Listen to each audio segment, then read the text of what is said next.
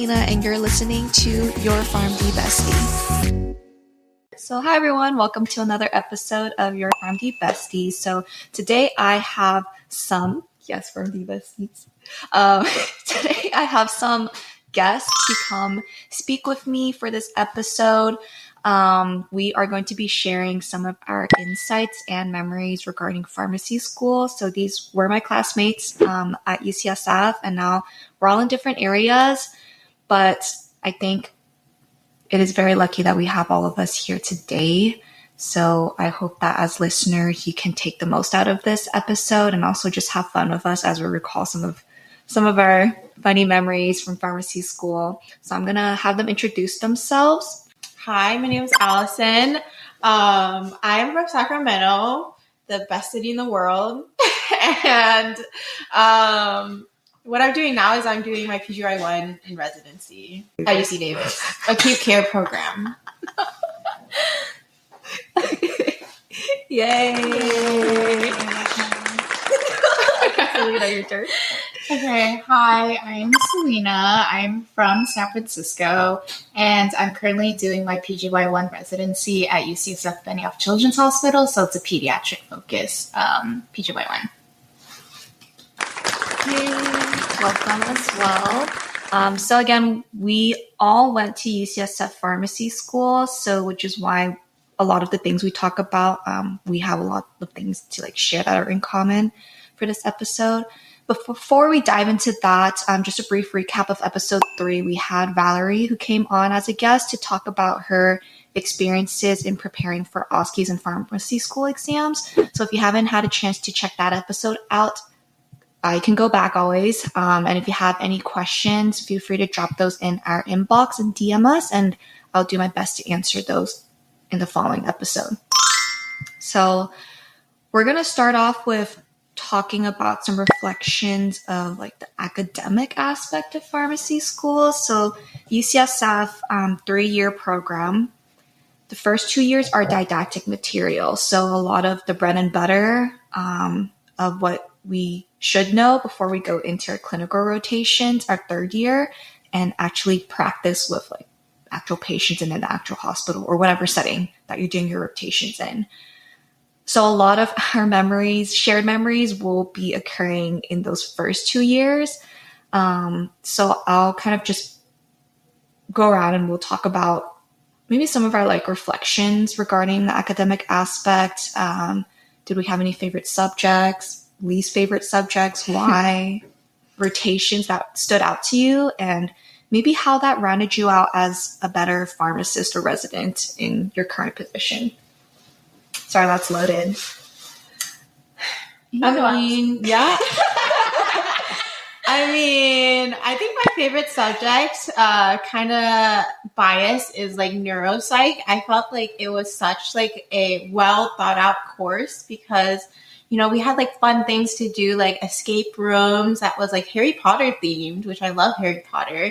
And they had guest speakers every single week of patients who were suffering with disorders like schizophrenia or depression, things like that. And just hearing from these different people and having these fun activities, I really enjoyed neuropsych. And that's why it made me want to pursue psych in the future as well. How about you guys? Yeah, my favorite. Yeah, I guess I would say one of my favorites was ID, even though I kind of struggled in it. That's our last block right before we go to Appies. I thought ID was also very well structured. I think Conan, our course director, he knew what he was doing. He definitely had a lot of experience with teaching. He wrote his own textbook type thing. Conan's crazy. Yeah, but he's so good. And whatever rotation you go into, all clinical ones, ID will be part of it, whether you want it to be or not. So I think with that being the last block, and you go straight into Appies, my first Appie block was HIV.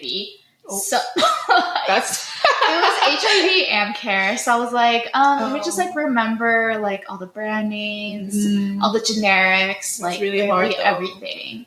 HIV and care. Yeah, so I really liked ID. I thought that was fun, even though it was hard. Yeah. You have any other subjects or other favorite blocks? I think, okay, when we first started our P1 year, everyone thought cardiology was hell, and it like low-key was, because it was such a big jump from like foundations to like an actual disease state block that we were learning.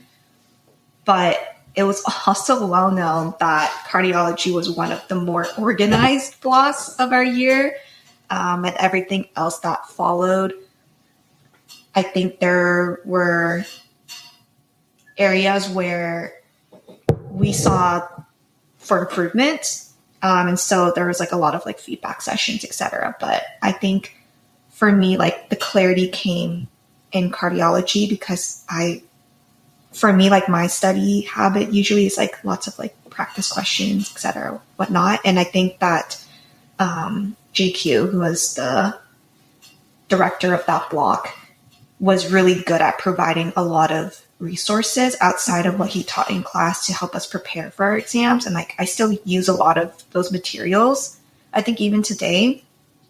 And I would say like out of all the acute care topics or disease states, I'm not even like going into necessarily like clinical care, because I'm still very interested in admin, but cardiology is still like one of my favorite topics. And I think it's very applicable to all patients, really. I think underlying, like, all patients will have some sort of cardiology problem that you need to figure out. So I just think it's like so applicable, which is similar to ID, but ID was way too hard for me.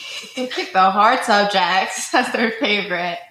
No, I agree. Like those blocks were very, very organized, and I really enjoyed them too, even though they were really hard. Yeah. And I love the course coordinators. They're so nice. Yeah. I will say that I think that, at least from what I remember, like all the course coordinators like really wanted the best for their students. So I definitely like really appreciated that. Dr. Florin, actually, like, huge shout out to Dr. Florin.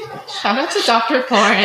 Shout out to Dr. Florin, because I struggled that block like a lot, and I remember coming out of like one of the retakes, and she like called me while I was at work to tell me that I passed, and she started crying. Aww. So that's like forever one of my core memories. She's not teaching respiratory anymore. Really? Yeah. A new associate professor is coming in. I'm actually teaching respiratory, that's why. Wow. So I met the new course. Wait, are you the OSCE for? Yeah, I'm doing OSCE. Me too. I'll see you there. Yeah. So I'm doing OSCEs, and then also like the course, conference cases. Yeah. Yeah. I will be coming back to UCSF to do the OSCEs because it's required in our residency. And I'm just excited that it's with Selena now. Cool. What is Florin doing now then? I don't know. She's definitely CC'd still in the emails. Oh, okay. But I think she's kind of like hands off in terms of like that. But they're also trying to like change up the curriculum a bit, I think. Okay. I'm not really sure what changes they're doing.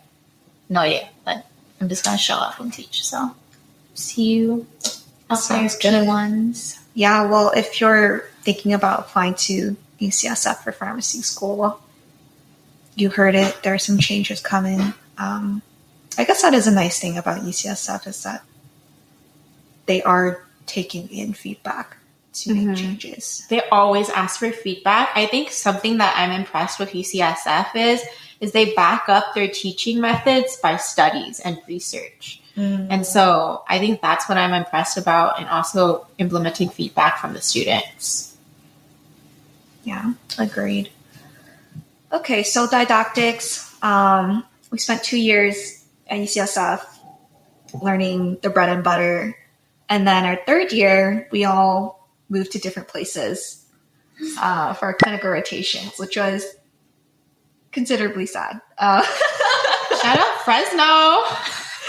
Yay. Well, I think we all ended up having like pretty good experiences, regardless of where we ended up. I ended up in SAC, and all of my rotations were actually at UC Davis Health.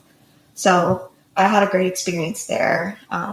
Alison? I did mine in Fresno. I was super devastated at first, because it's, the Central Valley, but then I had the best time there. Like, I had so much fun there, like if I were to go back, like I would, only because of the people there. Like, they were so much fun, Also, it's like different type of culture there, and then so it's kind of fun to like figure out that culture with your classmates too.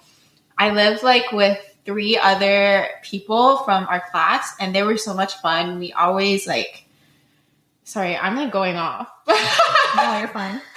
I loved living in that house, we got like a big house in a gated community with 5 rooms, even though there's 4 of us, and also rent was super cheap too.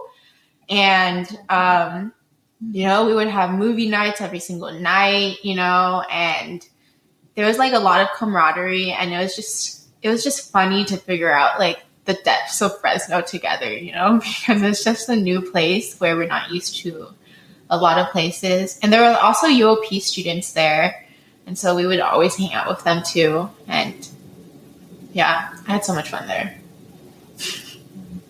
Embarrassing, but not embarrassing, because I would relive that year.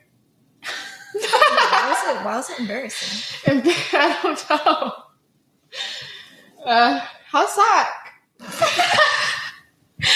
Well, I enjoyed SAC. I think that SAC as an area itself, like, I think you'll form your own opinions if you're ever in the area, but it's suburban, more suburban than not. And so if you're like the type of person who's like, oh yeah, like I need a lot of excitement and things to do, you're going to need more time to explore what SAC has to give before you like feel the full effects of that. But I think a lot of people who come end up going because it's not like a place that they think of living in like their 20s. It's probably like more of like in the later down the line, like you want to settle here.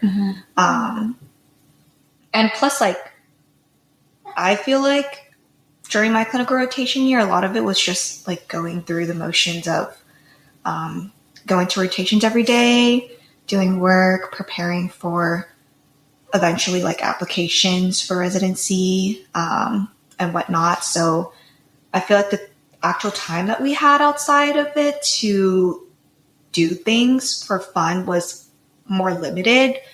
Granted, I lived with a resident last year at UC Davis, so we did our own fun and like we always found like new boba places. So I had fun in that sense. But it was less like camaraderie, I think, for my class or cohort in the SAC area, because everyone was just like so far apart and so busy most of the time. In terms of the rotations itself, though, like I really loved the rotations I had, which was a reason why I ended up applying to UC Davis Health and it was my top choice. I still stand by it that we have very special and unique preceptors and like RPDs, RPCs who really care about their students and residents. So I think that that's what really stood out for me as I was going through the year. Like plenty of things happened. My Snapchat memory reminded me that I got into a car crash like last year, this year.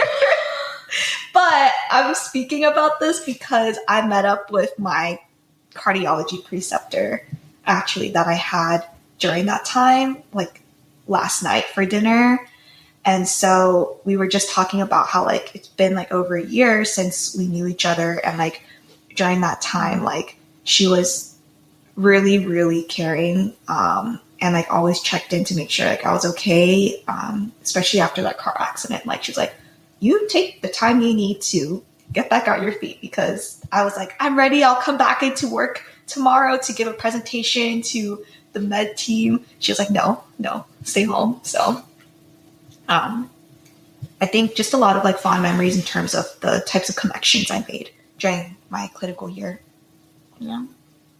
Dang, I feel like my time. So I was in San Francisco, meaning I didn't move at all, and all my like core friends were also at in San Francisco. So I feel like not much really changed socially for me. If anything, I think I probably didn't see them as much because I felt like our schedules were like completely off. Where like in didactics, we would go to class together, come back home at the same time. But during rotations, like you never know when they're coming home, or maybe they're taking a nap or something like that. But most of my rotations were at UCSF, and UCSF, they only take UCSF students. They don't like take outside students like UOP or like Toro or anything like that. So it's kind of nice to make sure that like you're like the only learner on.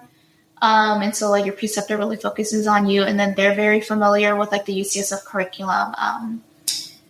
But I guess, yeah, I don't think my like app year was like that, like crazy or anything. I did rotate at some other sites. I rotated at Lucille Packard, over at Stanford. I rotated at Zuckerberg for my like HIV and care rotation. And then I rotated at like Walgreens for community, but the rest were all at UCSF. So, yeah, I don't know. I feel like it was the same for me. I just stayed in SF. My friends were in SF, so I don't think I had like a drastic change. Well, I guess we can try to reframe that, because I think when I think about it, like from my appy year up until like resident year, like I personally saw a lot of growth in terms of just like my ability to handle like patient load or to work up patients efficiently. And so for you, like having gone to pharmacy school at UCSF where you had like IPs and then now you had like APPs there and now you're like a resident, did you see any, I guess, growth in the sense that like maybe what you experienced during your appy years like really translated into how you are as like a pharmacist now that you're in residency there? Yeah, I would say definitely I got a lot more comfortable with like our EMR, which we use as Epic. I already had all my tabs set up from when I was an appy student.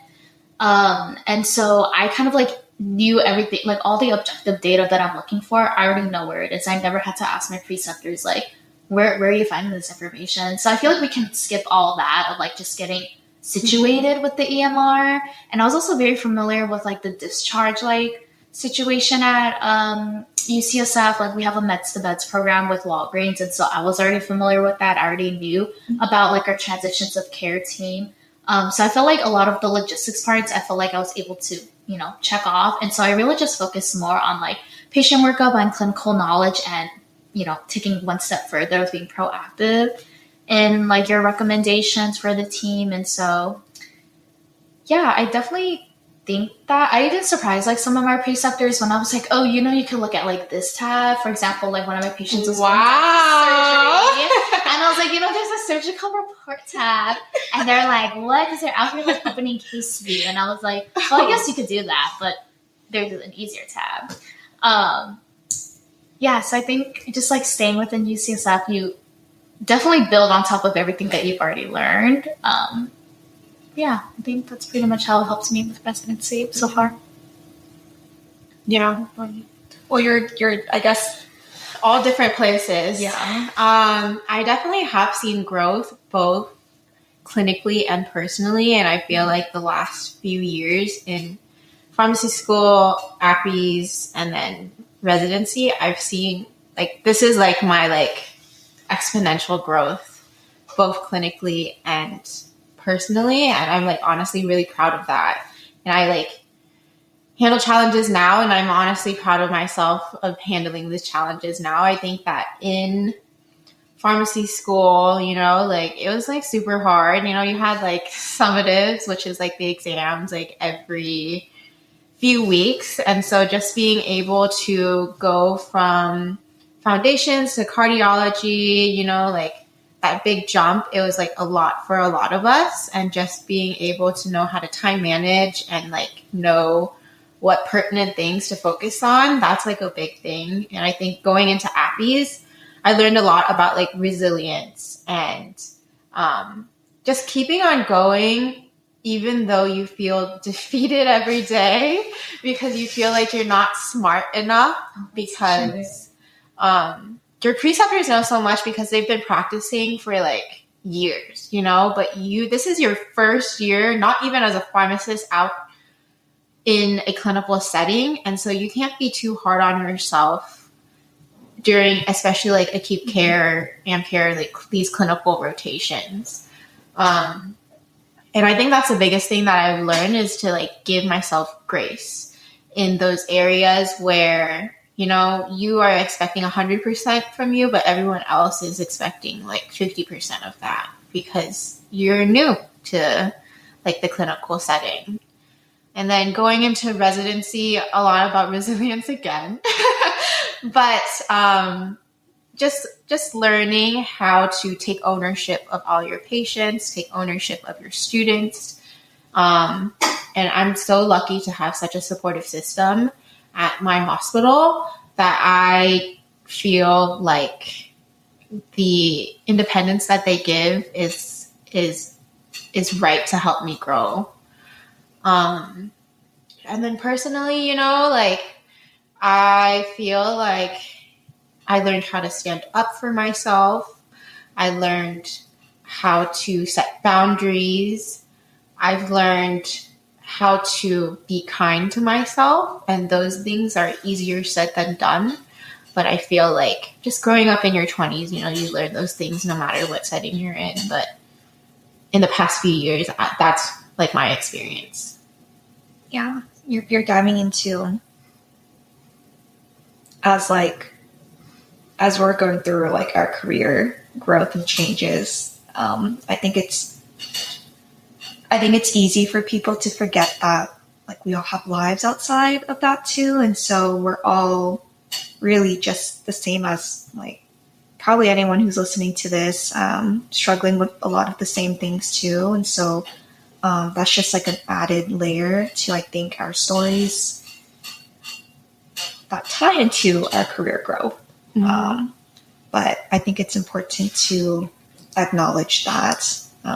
My cat's like walking by and like being proud of it. So yeah, so I appreciate you sharing that. And I agree. I think like in the couple months that I was doing residency at UC Davis, like I had another cardiology rotation. So that was really like a marker for me to see my own growth in my clinical skills. And I think like the amount of independence, as you mentioned, that they give you, like I had a student for the first time that I was precepting on my own, and I was picking up like entire teams on days where we were like really busy. I was making recommendations to the team with, of course, like my preceptor's approval, but there was a lot more like, I felt a lot more confident with my ability to be a clinician. And so I'm very appreciative of the opportunity to grow and that growth that I've seen in myself as well. I was thinking about something earlier that I like wanted to touch on. Oh, you mentioned precepting. Mm-hmm. So I think my 2 cents with precepting is that not all preceptors will kind of grade you or judge you the same way as like that preceptor you mentioned, where like they like expect 50% from you and you're expecting like 100% from you. Like some preceptors will be expecting a lot from you in maybe unfair standards. But that being said, like I think I wanted to maybe talk about how the type of precepting we've experienced has changed or shaped our way of precepting, because I'm sure like both of you have precepted during residency. Like how was that experience for you, and like what were some things that you were trying to tell yourself while you were precepting to say like, I don't want to be like a preceptor I had in the past, so like I don't want to make the same mistakes with my student and make them feel like unwelcomed, etc., or like these were things that I wish that my preceptor had told me when I was a student, and like I'm going to do my best to relay that to you. Like, how was that experience for Selena can go. Oh, yeah. She hasn't talked. Sorry, I'm just watching Max. But I actually have my first student that I'm precepting. I am the primary preceptor, meaning I have to do his eValue, which I got an email for. Crazy. Yeah, so UCSF residency, they just started this year with UCSF School of Pharmacy, where the residents will be the primary preceptors, meaning we are doing the orientation. We are like going over expectations. Yeah. And I was not trained for this, obviously. We had like a teaching boot camp, but the first day of our teaching boot camp was more about like teaching large group sessions, like giving a lecture, and not about like individual precepting. So this, I'm just like being thrown in it. And yeah, I think I approached it how you would say about like what preceptor would I want if I was in his shoes. And so unfortunately, the timing was so weird because I'm his primary preceptor, but I wasn't even on clinical service his first day. I was staffing in the main pharmacy. So he actually had to go shadow me in main pharmacy. Oh my God. Yeah, and I was working an evening shift. So I was working 1 to 9:30. And I was like, you can stay for like a few hours. I'll let you go at like 4. But I just felt like it wasn't really productive on his end being a student because the whole day's blocked out. But I didn't start my shift till like 1. So I'm not going to come in early, right? Yeah, so there's that part as well. But in terms of like actual clinical rotations, I'm currently on general pediatrics, and so like general medicine basically, but on Pete's side. So I'm taking him on rounds with me, and I try to approach it in terms of giving him a lot of autonomy. I think for me, the best way I learned was just being hands-on, just being thrown into it. I think if I get babied or coddled, I don't think I'll actually grow to my potential, if that makes sense. Like in terms of like counseling or like being micromanaged, for example. Like I want him to think like, oh, like for example, I asked him like, have you ever counseled a patient before for discharge? And he said no. So I was like, great, you can do anti-coag teaching and these 2 antibiotic teachings. Like I had a lot for him, but you know what? He did it. Wow. He did it. Okay. And in peds, there's a lot of supplements. So a mom had a question about a supplement interaction with anti-coag. And I was like, what, resource would you use? Like, shout out natural medicines. Shout out natural medicines. So he was able to like look that up, formulate his recommendation, share it with me. And I told him to call the mom back and follow up to just close out that whole thing. So I thought that was a really good learning experience for him. And then his second week, I had another teaching for him, and I was like, do you want me to come shadow? Would you feel comfortable if I were there shadowing? Because as a student, I hated when my preceptors were behind me. Yeah. Because I would stutter, and then they'll be like, next time, try not to stutter. And I'm like, well, maybe just because you were there. But, it's okay. So I asked, I was like, I have confidence in you, and I want to like assess your comfortability if you want me to be there or if not. He said he was willing to do it by himself. And I said, I'll be right outside the room if you want me to. And I was outside the room. So and when he had a question, he just came out the room and was like, I have a question. But that's kind of my approach to precepting. It's a little bit hard because tomorrow he will not be on rotation with me since the whole UC system is striking. But I digress. But yeah, I think that's kind of my approach, just trying to let the student kind of take lead on their learning. And also as a preceptor, I'm like learning too, right? Because I don't even know how to precept. So I'm like, I'll give you feedback only if you give me feedback too, because I need that like 2-way basically. Like how can I help you learn? Like help me help you learn, basically. Couple follow-ups. Yeah. So then as like primary preceptor, like if he gives you a recommendation, do you have to... Oh, I guess you don't because like licensed, right? So then he's not following any patients because these students are once a week. So, and then like on Gen Peds, like I feel like we have a lot of turnover. So he doesn't really like follow a patient. If that Wait, I'm so sorry. This is an IPI student? An IPI student. I hate the room and I thought, yeah. That's a lot.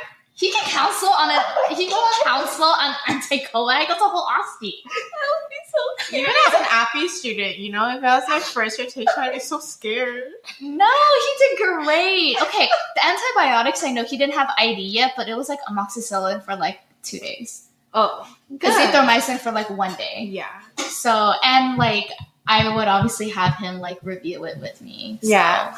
It wasn't like just going all willy-nilly, but I mean, that's what I was doing when I was an intern. So I think he can do it.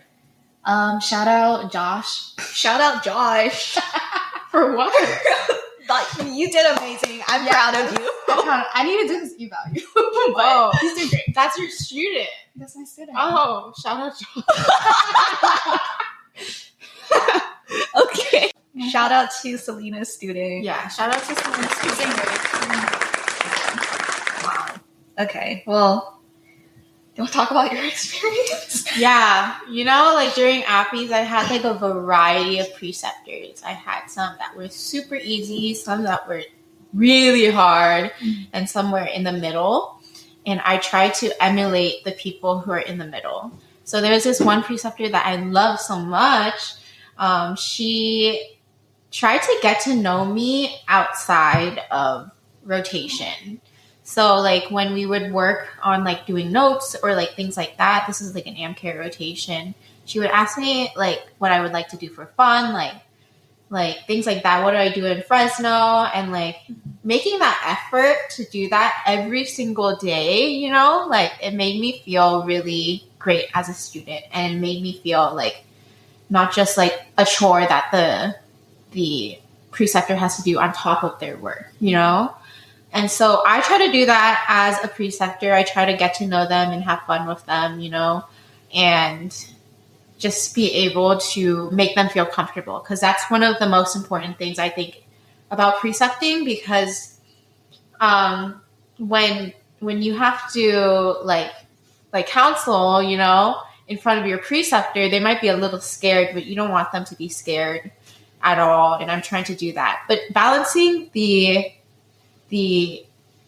relationship of being like a friend versus a preceptor is very hard, and something that I'm trying to figure out still.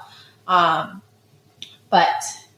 yeah, that's my whole premise, to be kind and empathetic to your students, but also try to push them and challenge them in the ways that you can. And I try to do that strategy of like them observing first, and then you shadowing them, and then them actually doing it, to make them feel confident by the end of whatever activity that you're doing, so that they can do it by themselves. Mm-hmm. That's me. Also, setting expectations in the beginning is really important too, because 100%. And revisiting those expectations if anything goes wrong. Yeah. So I like briefly saw you as you were precepting, and like When? well, I'm just like in general, like when you had a student, and I think like I also had a student on one of my rotations, and I feel like all of those challenges and like fine lines that you have to like find, like not being too friendly with them, but also like wanting them to know that like you care. Mm-hmm. I think like those are all really important aspects to consider as a preceptor. And so like I think that I personally, like from an outsider's point of view, I thought that you did like a great job with your students when you were doing that. I kind of like had similar experiences, or like I tried to do similar things when I was precepting my students. It was one like doing the like show her once and then let her do it herself type of deal. But my student was great. Like a lot of times she was proactive, and like if she hadn't done it for the first time, I'll ask her like, hey, do you want to try it for the first time, like on your own? Like, how can I best support you through this? And like she'll take the opportunity and go with it, and she'll do really well. Or we'll like have feedback sessions right after pretty frequently. And so I think we have like a great dynamic, and echoing like the aspect of trying to get to know them outside of just rotations too. She was someone that I briefly interacted with at UCSF prior to going into residency and prior to her starting Appy year. So this was more of like an opportunity that I thought to like get to know her more. So our thing right now is like, we'll still go out for coffee if we have the opportunity to. And that was like a tradition that we had when we were on rotations with each other, where like before rounds, we would just grab coffee together. And like, I wanted to show her that outside of rotations and outside of applications, like there's aspects to life that you should still enjoy, and like take those small moments to like celebrate when you can. So I personally had a great experience precepting, and it sounds like we all did. So shout out to all those preceptors out there. And if you're to be a preceptor in the future, like I hope that you can emulate the good aspects of the preceptors you really admired, and see your own growth in the process of precepting others too. So, yeah, there's that. Thank you for talking about that. That was like something that just came to mind. Topic. Yeah, it is a big topic, like a big change from being a pharmacy student to being a resident and a preceptor. So go back to pharmacy school though. So I know like we briefly touched upon like the social aspect. I think we all had different social experiences in our clinical rotation, but I personally had so much fun during didactics, and thus like met great people. I wanted to go around and share some of like our favorite memories from pharmacy school. It could be like more than one, like go for it. Cause I'm sure right now we're all kind of reminiscent, like those were the years. Days. Yeah. Those were the good days. It wasn't easy, but I think it was like I had really more fun. time than I do now. I know, but like they don't know that, you know. Oh. They only know like the time that they have. I don't know. I had so much fun. It's just hard to pick one, you know? I feel like my favorite memory, besides the times that we like just would hang out with each other, it's just like doing those like spontaneous things. Like after class, like we would be like, oh, let's go here. And we're in like San Francisco, you know? So like there's like so many places to go, so many exciting things to do, even though it didn't feel like it during the time. And just like having our houses like near the school or like where we finished work, we could just go over to someone's house and just hang out and chill. I think that that's something that I took for granted, especially like now that I'm in residency and everything. But just like being able to hang out at someone's house and having so many people to turn to when you feel like sad or happy, things to celebrate with, you know, you always had someone there to like hang out. Yeah. To digress, like I think we all had like different like friend groups in pharmacy school, but it's still like the idea, like looking back where we're like, oh, but we were all going through the same thing together. And so like even now, like we can come together and say like we bonded over basically like the same things.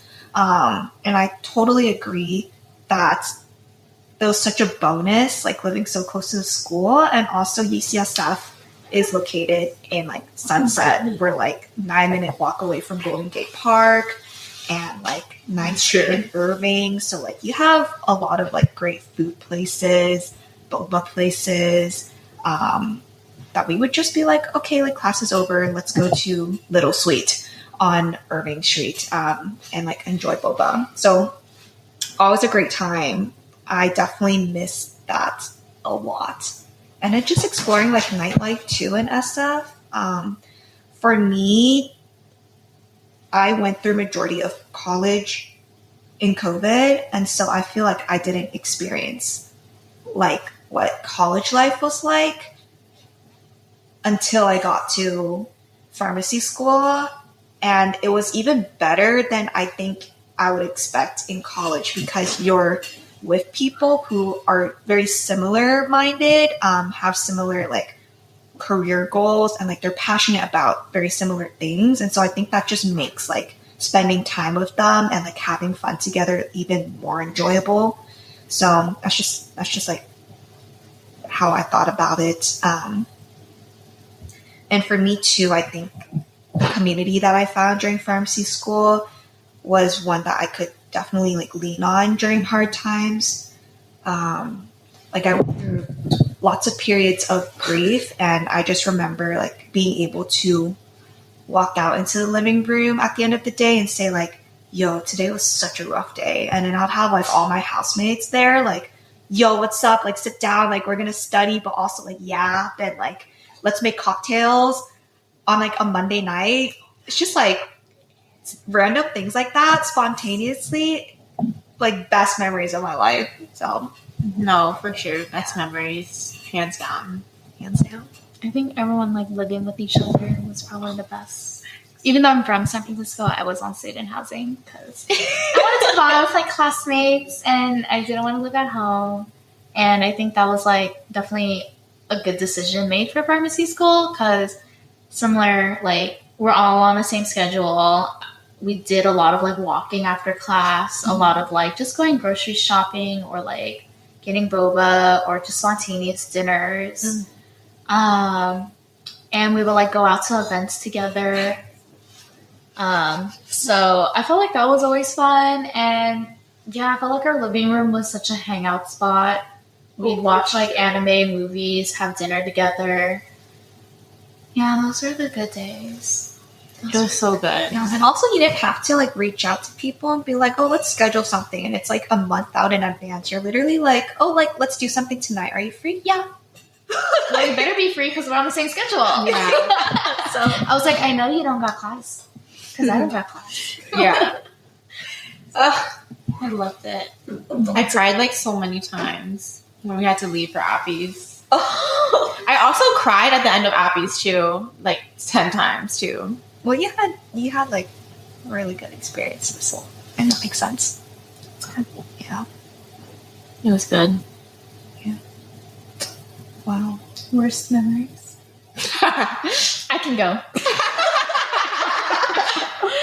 Okay, well, let me just lay out the fact that I am an introvert, okay? And so I was basically going through like an identity crisis at the beginning of pharmacy school. When I was in college, also during like COVID area, it was just kind of like me and my roommate. We definitely did a lot of like things together, but mostly at home. We didn't really go outside considering COVID, but we're also just both introverted. And I think it was like the first like block or something of pharmacy school. And then, you know, you're in that phase where you're meeting everybody. It was a lot. Everybody wants to go out. Like, guys, I had a moment where I think it was like after class, everyone was like, oh, do you want to like go to the library? Because I think we had like an hour break before the next session. But I live right by campus. So I had to decline because I knew I was at my limit. And I just sat in my room in the dark for an hour with listening to music. It was like such a moment, but it was such a good moment for myself. Mm-hmm. I don't think that was a worst memory, but like it's definitely not like a good memory that I was like at my limit. Like I was so tired. Like I wanted to meet all my like classmates and hang out and get to know everybody, but I was so tired. And I was like, I can't. Then I started learning to say no to hangouts because I was like, so good. I was like, I'm sorry. Like we need to reschedule because I'm at my limit. Yeah. So I think that was an issue for me socially. Was yes, a lot of your friends were available, but also at a point for me personally, I was at my limit. I was like, I need to sit in my room in the dark alone and listen to music because I can't. Your social battery needs to be recharged. Mm-hmm. So, you know, I actually remember that. Like, okay, you didn't tell me that you like sat in your room for like an hour in the dark, but like, I remember when I first met you, like we were like, oh, like, I'm introverted. Like, I'm not going to go out and stuff. And then literally that first week of pharmacy school, I was like, Selena's outside. Selena's with Helen and Elsa and like Trevor. Like, they're doing like so much stuff. And I was like, is she actually like introverted? Like, that was the fake. I remember that. No, I was kidding. It wasn't fake. It was just like a different. It was just in a moment. Different era. Yeah. Then after that, I went back to sleeping in my room and I only come out of my room when I wanted food. And they'd be like sitting in the living room just chilling. I'm like, good morning. Yeah. Worst memories? Ugh, it's so hard. You know, I feel like also I had to set boundaries. You know, I like didn't, like I'm not good at that in general because like I just can't do that. I am like an extrovert. So I'm like so different from Selena, but you know, sometimes like extroverts like go into problems socially and like things like that. Especially like if you're hanging out with the same people for like every single day, you know, of your life, you know, you're gonna get like annoyed and you're gonna get like frustrated sometimes about like the actions other people do. And that's just the reality of it. Like there's still good people, but it's just the reality that we're all kind of different in some ways. And you know, you just have to embrace those like differences that you have. But just being able to stand up for yourself and saying like, this is who I am. And even though you think this way, I think something different. And then we just have like a mature conversation about like, you know, things. And then you just go on your way. And I think that's something important to learn in your 20s and just like in life in general. And I think pharmacy school helped me create like the best of friends and making me learn how to embrace those differences and having those mature conversations and just being able to be friends, but also having differences at the same time and learning how each other work, how we work together, but differently. Very wise. Yeah. I do think that like in that stage of our lives, like we will continue to like learn these important social and like life lessons about like just people and like ourselves as we continue to grow.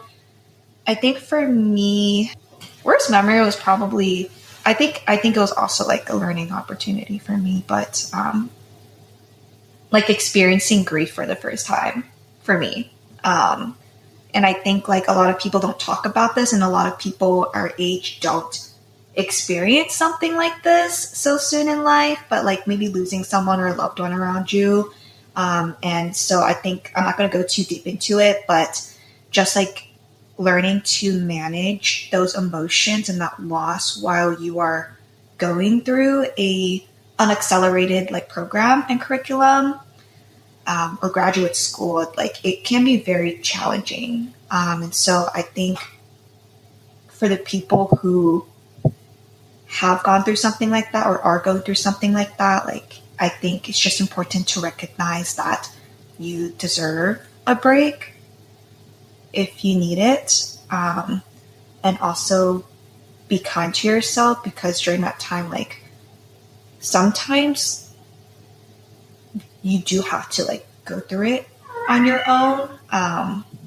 So for me, that was like probably one of like my worst memories of pharmacy school. It's just like going through like loss outside of school, but it taught me to value like the people around me even more. And so I guess like rounding it out, like a lot of important lessons learned, and like going forward in life, I continue to want to carry those traditions and like respected values towards other people.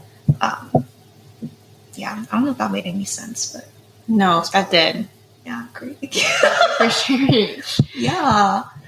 I think we can close out this episode with just like some advice or takeaway from pharmacy school that you want to share with listeners. You can take some time to think about this too, because I think there's a lot, and I think we've already shared like a bunch, but if I were to like sum it up and give like one piece of advice or takeaway from pharmacy school, I think no matter like what stage of life you are in, because like we had classmates who like were older, like had already worked several years before coming to pharmacy school. I think pharmacy school is still a time for you to explore first like your career options and to like still bond with other people, because I personally like I believe that no matter like where you are in life, like you will still meet new people, and I think those people may or may not change your life. And so I think it's important to just keep open-minded and remember that even through like the dark and stressful days, like you'll make out of it and you'll reflect and look back and miss some of those moments. So when you're going through it yourself right now, like enjoy it to the best of your ability. That's a good one. too. I think like along those lines, I would just like, if I had to give advice to myself in pharmacy school, P1 me, I would say like have fun. Like have fun, you know. Easier said than done, but like try not to stress too much, you know, as long as you have like objectives and goals and know like your plan for the future and you're trying, things are going to work out, you know. And I'm not just saying this because things are working out for me now, but I think it's because like even if it doesn't work out in the way that you expected it to, it's going to work out in the end. Like, for example, if you want to do residency or fellowship and you don't match that first year, you know, that's 1 year out of your life, out of your like 80 years of life, you know? When you look back in your career, when you're 50, 60, you're going to be like, that was just 1 year and I just started 1 year later than everyone else. I think that if there's any setbacks or anything in where like you are set back like a couple months, a year, 2 years, 5 years, you know, that's not going to matter in the long run. Yeah. There's no set timeline. Everyone has their own journey to go. Yeah. And I think it happens for a reason, to be honest. So just enjoy the present, enjoy the people around you. And if you don't enjoy the people around you, you know, just learn more, learn more about yourself and learn more about like how to deal with those people that you don't like to be around, or just like have fun with yourself. But yeah, just like there's always going to be someone around you that you probably will get along with. So these are like hard-hitting lessons. Okay, but thank you for sharing. I think mine's is also quite similar in terms of like having fun. I think when I was in college, I felt like it was very go, go, go. I felt like I was like, okay, I gotta, you know, do this, gotta do that because I need to go to pharmacy school because I gotta get good grades because I gotta like this my CV. And I felt like I didn't really have fun. And then once I got to pharmacy school, I was like, what do I do now? And I think being in pharmacy school, like now that I felt like my end goal was to go to pharmacy school, and then after I achieved it, I was like, what do I do now? And I think that just like being in present, because I felt like I didn't have fun in college. I was like, oh, I'll like do this after I like achieve my goal, right? But then if you really think about it, like this is like your career. It's going to be like for the rest of your life. It's super cheesy, but it's true. It's like not a sprint. It's like a marathon or whatever they say. So while you're like, you know, doing that marathon, like have fun while you're at it. And like Alison said, like be in the present. I don't think you should push something off and say like, oh, I'll like travel after pharmacy school. You can always travel during pharmacy school if your schedule allows it. But I would definitely recommend that versus saying, oh, I'm not going to travel at all. I'm just going to wait till pharmacy school or until pharmacy school ends. I'll wait till residency ends. I'll wait till like I get my job or whatever, right? Like I think if you have time, you need to schedule it in and just be present because again, you shouldn't like rush things and you shouldn't just focus like 100% in this because again, you have your life, you have like family, you have friends. You got to take care of that too. So I think that would be advice for going through pharmacy school is, and also second thing is pharmacy is very small. So try not to make enemies, try to be kind to everyone, including yourself and others, because you never know when you'll see them. And that goes as being a pre-pharmacy student. A lot of my people that I met and networked with when I was in college, I see them now as a pharmacist, as a resident. So kind of crazy, but again, just don't make enemies, be friends with everyone, be kind. That's my final advice. Being kind is always good. Yeah. World needs more kindness. But also, okay, this is like really random, but is 80 like the average? I thought it was 70. I don't know. I was just saying a random number, but 74. 74 is even worse. From my sickle cell disease. Wow. Where people with sickle cells have 20 years less. And then the average, I think for sickle cells, like 54. Oh my God. And so it's 20 years less than 70. No, I've seen sickle cell patients. They're really sad. Anyways, yeah, I think that's all I can say. It's like 70s. So 70s. So then technically we had our quarter life crisis like already. Shoot, I'm in my half-life crisis. Just saying. Enjoy your life. Yes. That's the whole conclusion and takeaway. So that comes to the end of our episode. Thank you so much for joining us. And thank you, Alison and Selena, for joining me as guests on this podcast episode. I hope y'all had fun. And I also hope that listeners enjoyed this episode. Just gives like some insight into our pharmacy school lives and also like each of us individually as like people. I heard a lot of things that like I think definitely helped me learn more about those two as well. So I definitely enjoyed this episode. Again, if you have any questions or comments, things that you're wondering about pharmacy school or really like anything else, feel free to comment in our social media pages or DM us. I will be monitoring and answering those questions in future episodes. So thanks again. And again, if you enjoyed listening to this or watching this, please feel free to subscribe, drop a like, and comment. I don't bite, and follow our social media pages. All right. Thank you. See you next time.